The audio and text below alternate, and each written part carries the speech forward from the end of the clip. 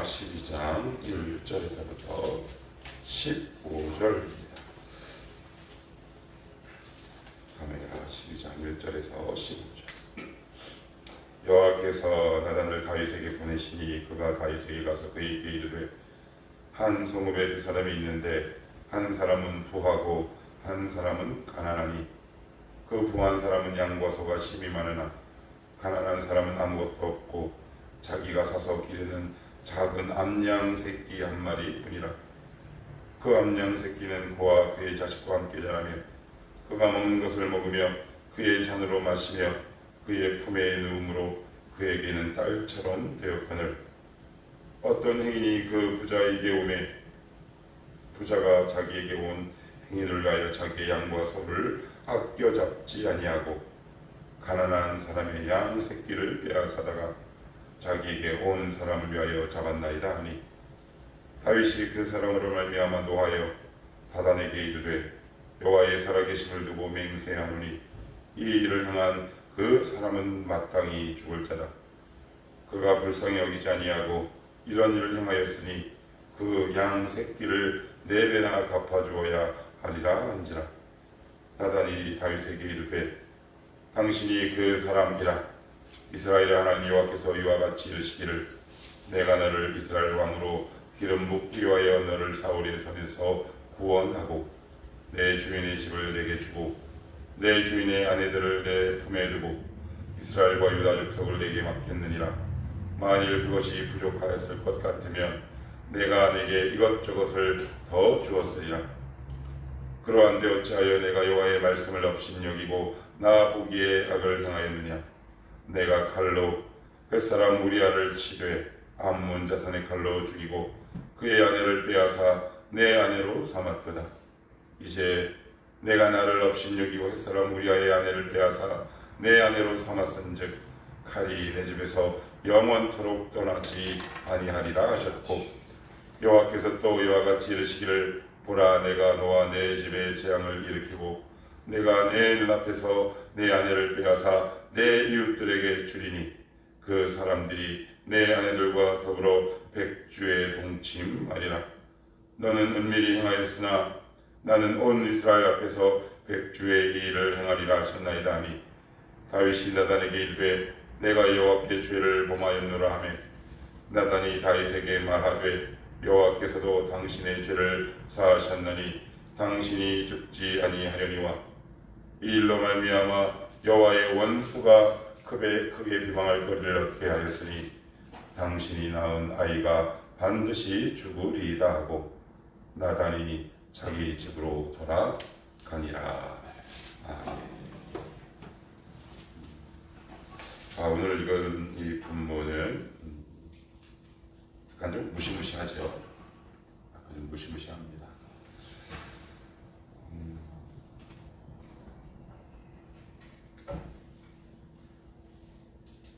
남포교회 은퇴하시고 원로 목사로 섬기고 계시는 박용성 목사님은 그의 저서 독설이라는 책에서 한국교회에 관해서 이렇게 진단합니다. 한국교회는 지나치게 폭력적이다라고 얘기해요. 자기 확신과 주권이 너무나 뚜렷한 나머지 그것이 마치 진리이냐 그렇지 않은 누군가를 이해와 관용하지 않고 말과 행동으로 폭력을 행사한다. 저는 맨 처음에 그 글을 읽고 신대원 때 읽었는데 뭔 말이야 이게. 이해가 되지 않았어요. 납득이 되지 않았습니다. 그런데 저의 모습을 보고 때로는 말씀을 보고 때로는 교회 공동체 안에서 일어나는 일들을 보고 맞다. 한국교회가 참 언어가 폭력적이구나. 은혜라고 얘기를 하고 감사라는 명목적인 단어와 문장은 구사하지만 그 안에 깊은 폭력성이 내재되어 있구나. 이게 오늘 무슨 말인가? 오늘 이 말씀을 함께 상고하면서 또한 말씀을 나눠보십시다. 먼저 1절을 보시면 여호와께서 나단을 다윗에게 보내시니 그래요. 참 이 말씀을 이렇게 보고 있자니 은혜다 싶습니다. 보냈다. 희망을 품고 계시다. 여전히 기대하고 계시다. 여전히 그를 사랑하고 계시다. 여전히 그를 붙들고 계시다. 여전히 그를 눈동자같이 지키고 보호하고 계시다. 라는 다른 표현 아니겠습니까? 기대하지 않고 사랑하지 않는데 왜 나단을 보내겠습니까? 이미 죄악의 끝판왕인데, 그죠? 막장 드라마의 끝판왕인데, 이 세상 기준과 율법과 도덕 기준으로도 한참 못 미칠 다윗의 행태를 고려해 한다면 하나님께서 나단을 보내셨다라는 말은 참 큰 은혜이지 싶어요. 우리가 살아갈 수 있는 것, 우리가 참 많이 넘어집니다. 그죠? 참 많이 실수합니다. 그런데 하나님은 여전히 누군가를 보내시고 말씀을 보내셨습니다.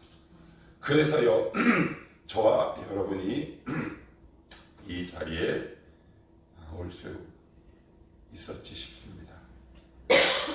어제 제가 예배를 인도하다가 본의 아니게 약간의 여러분들에게 조금 실수를 했는데 제 아내가 물어보더라고요.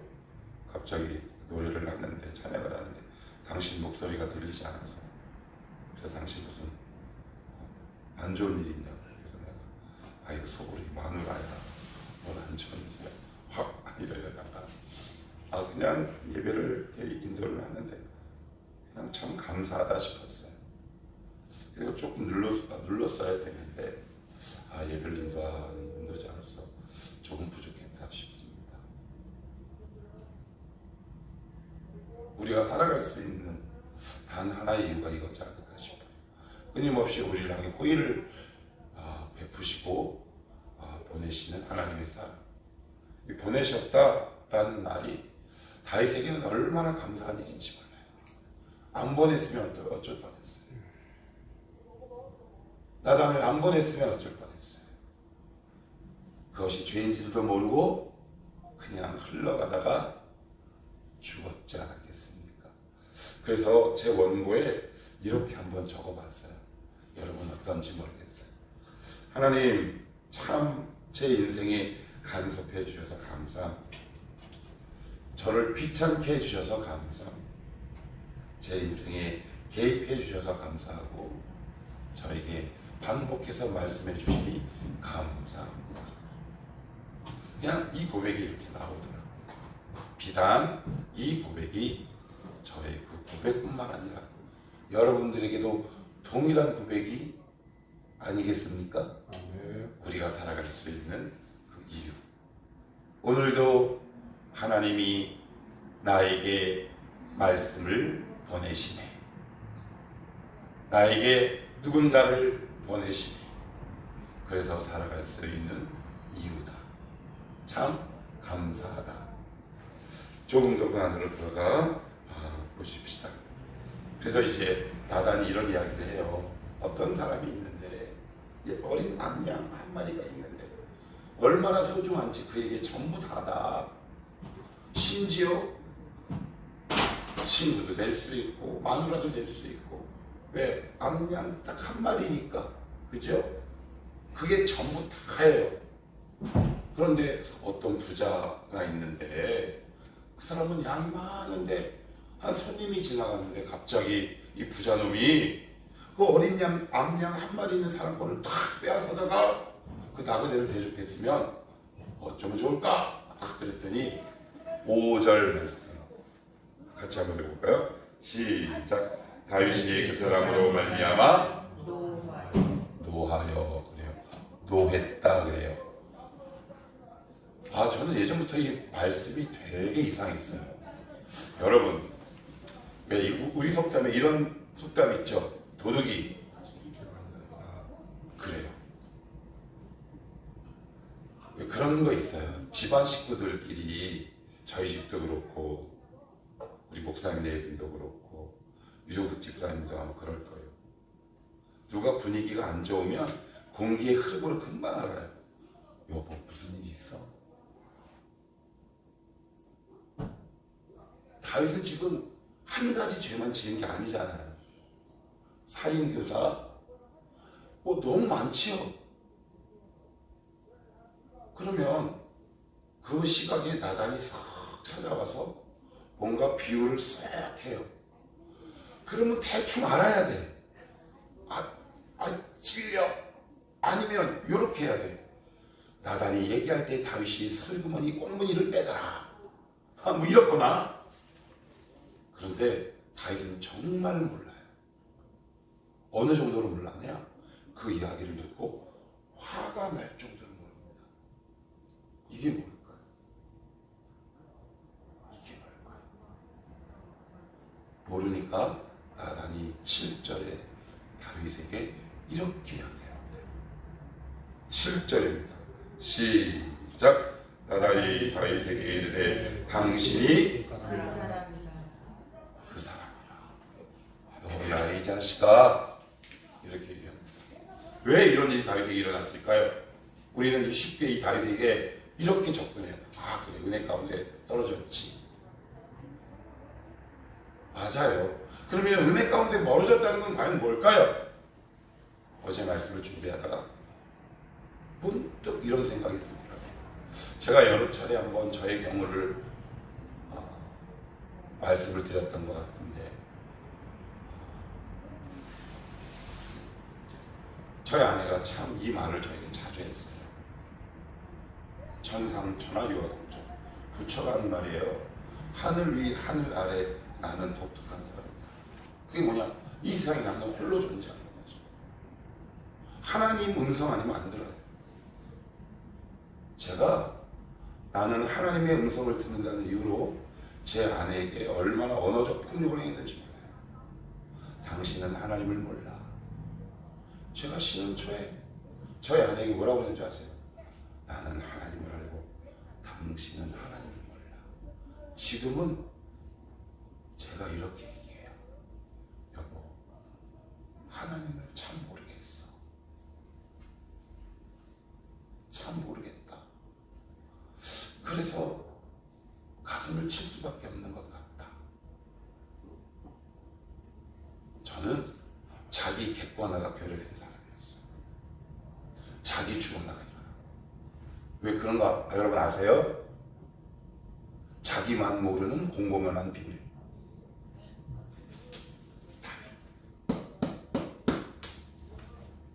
믿는 자들이 조심해야 될 가장 조심스러운 함정입니다. 그래서 이런 사람은 은혜 받으면 받을수록 위험해요. 기도하면 할수록 위험합니다. 왜요? 자기가 모든 것이 기준이에요. 자기 객관화가 결여됩니다. 예를 들어 봅시다. 베드로는 어느 날 예수님이 제자들에게 이렇게 얘기하죠. 나 이제 십자가 못 박혀 달릴 거야. 그랬더니 베드로가 확신에 찬 목소리로 뭐라 그래요? 그렇게 하시면 안 돼. 그랬더니 주님이 뭐라 그럽니까? 사단아, 내 뒤로 물러가라. 너는 나를 넘어지게 하는 자다. 베드로는 열심히 있었습니다. 확신이 있었을까요? 없었을까요? 있었어요. 신념은요? 그래요. 여러분이 갖고 있는 확신과 신념이 진리가 아니에요. 그렇다면 그런 사람일수록 점점 더 폭력적인 언어로 누군가를 도발하기 시작합니다. 왜 은혜를 받는데 점점 편협해질까? 은혜를 받는데 왜 점점 왜곡되어질까? 은혜 받는데 왜 이렇게 왜벌쓸까? 은혜를 받으면 받을수록 왜 사람의 말에 귀 기울이지 못할까? 다윗이 뭐라 그래요? 누구래요? 그런 놈은 죽여야 돼. 자기는 아니고. 저도 그렇고요. 여러분 혹시 이런 경험이 있는지 모르겠어요. 제가 얼마 전에도 그렇고 제 목사님들을 이렇게 쭉 만나면 나를 비롯한 한국의 목회자가 그런지 모르는 내 주변에 있는 목회자가 그런지 아니면 한국교회 목사 놈들이 그런지는 잘 모르겠어요. 그런데 공통적으로 제가 느끼는 게 있어요. 뭐냐? 피해자 코스프레를 해요. 부당하게 쫓겨났대요. 그런데요, 그런 분도 종종 있어요. 그런데 얘기를 들어보면 알게 있는 놈들도 있어요. 아, 네, 아, 예. 아유, 억울하셨겠어요. 근데 속으로는 뭐라고 하는 줄 알아요? 네가 이 자식아 쫓겨 날 짓했다. 심지어 저는 부천일신교회 부목사 할 때도 담임 목회자에게 이렇게 건의한 적도 있어요. 저 목회자 잘라야 돼. 나갈 때 본인만 억울해. 자기 객관화가 배려되면, 자기 확신에 빠지면 우리는 언어적 폭력을 행사합니다. 그런데 은혜 받으면 부드러워야 되는 거 아닐까요? 사람 말에도 기꺼이 귀 기울여야 되지 않을까요? 따뜻해야 하지 않을까요? 공감 능력이 좋아야 하지 않을까요? 자기 확신은 이때 누군가가 확신이 없으면 기다릴 수 있는 인내가 있어야 하지 않을까요? 저도 얼마 전에 이런 오류에 빠진 적이 있어요. 우리 딸들이 막 신앙적으로 막 그랬을 때, 그래 나는 목회자고 말씀이 뭐라 라는 자기 신념과 확신에 빠져 때로는 눈빛으로 폭력을 행사하게 됐어요. 인간이 이렇게 무섭구나. 야, 그래서 우리는 진리라는 칼을 가지고 있기 때문에 반드시 칼집이 필요하다. 칼과 칼집은 뗄래야 뗄 수 없다. 최근에 어떤 언어적 폭력을 행사하셨습니다. 참 두려운 말씀입니다. 7절 다시 볼게요. 나단이 다윗에게 이르되 당신이 얘가 너야 인마. 근데 본인만 몰라요. 기억합시다. 나의 신앙은 자기 주관화적 신앙인지, 자기 객관화가 잘 되어 있는 신앙인지. 이 말을 좀 더 쉽게 풀면 뭐예요? 아주 쉽게 얘기하면 말씀은 너에게 적용하는 거야 라고 옛날 부흥사들이 얘기하잖아요. 그냥 아주 쉽게 얘기해요. 그보다 훨씬 깊은 의미가 있지만, 그래서 제가 가끔 가다가 우리 제자훈련을 하다 보면 제가 가끔씩 이런 이야기를 하는데, 어떤 청년에게는 목사가 할 수 없는 처방을 내립니다.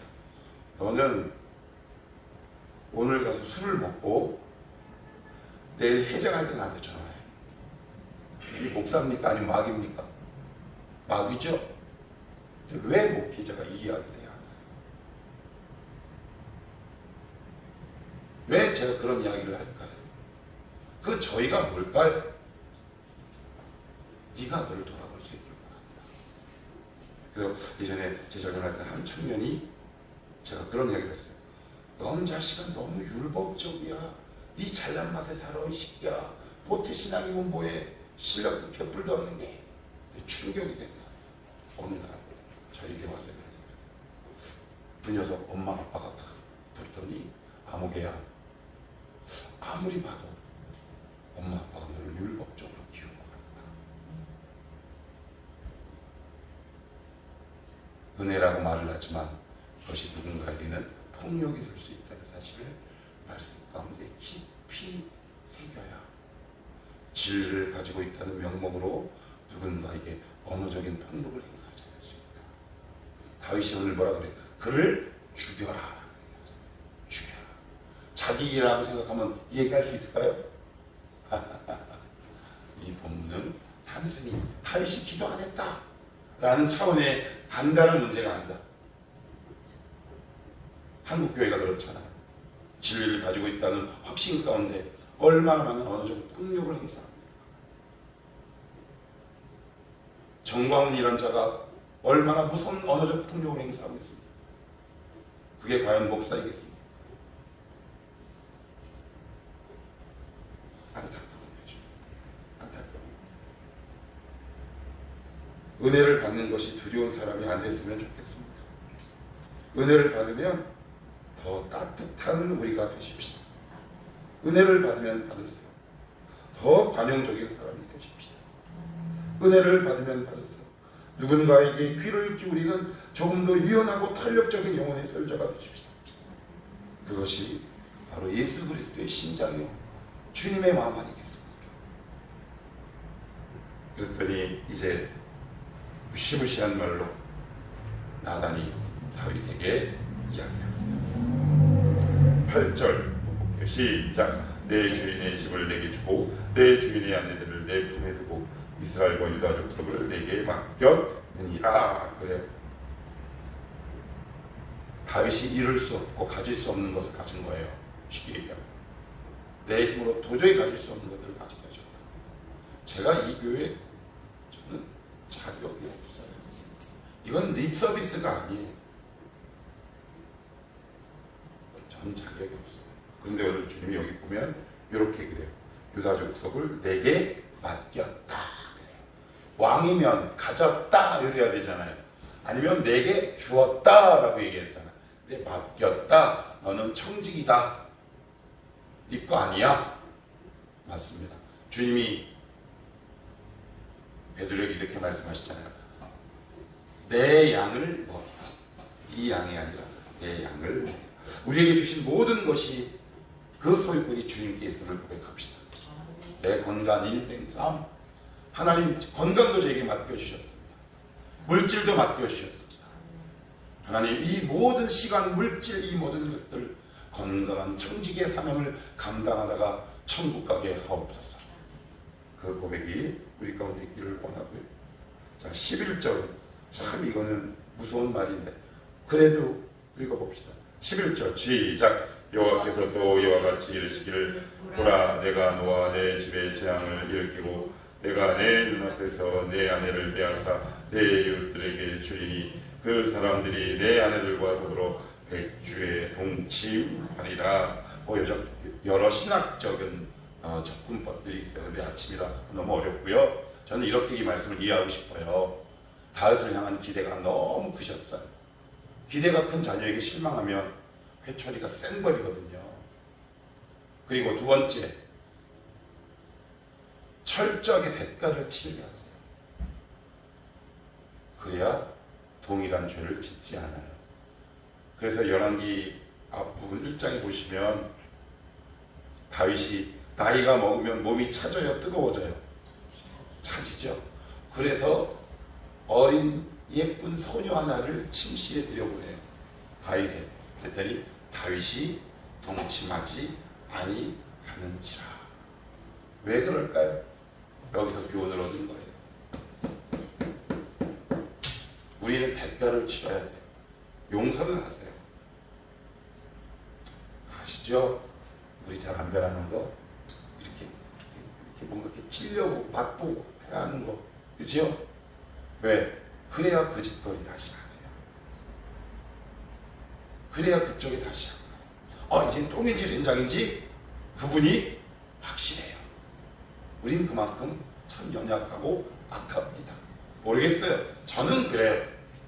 그래가지고 합을 깬 다음에야 뭐 주님을 사랑해서 죄악을 끊어요? 어서 그런 구라를 치고 계세요. 그런 일은 없어요. 우리는 되게 따끔하게 혼나야지 그래요. 그래서 그 당시엔 많이 아프지만 돌아보면 정말 큰 하나님의 사랑이었음을 그 당시에 나중에 알아요. 우리 그런 주님 사랑 꽉 붙들고 오늘도 남은 여생 멋지게 살다가 천국 가십시다.